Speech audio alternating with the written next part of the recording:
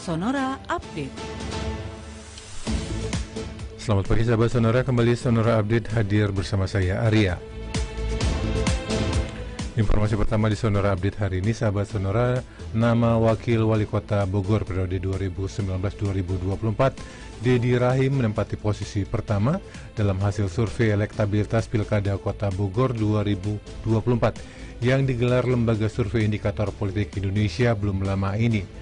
Founder dan peneliti utama Indikator Politik Indonesia Burhanuddin Muhtadi menilai tingginya elektabilitas Dedi Rahim dipengaruhi oleh tingkat kepuasan publik terhadap kinerja Wali Kota Bogor periode 2014-2024, Bima Arya Sugiarto.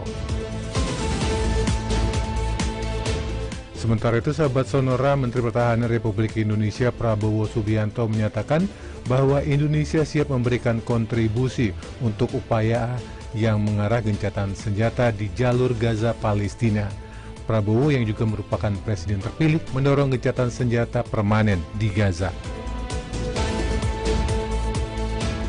Beralih ke informasi berikutnya, sahabat Sonora, Menteri Hukum dan HAM Yasona Lauli mengatakan lembaga permasyarakatan lapas di Indonesia overcrowded atau melebihi kapasitas karena didominasi oleh narapidana kasus narkoba.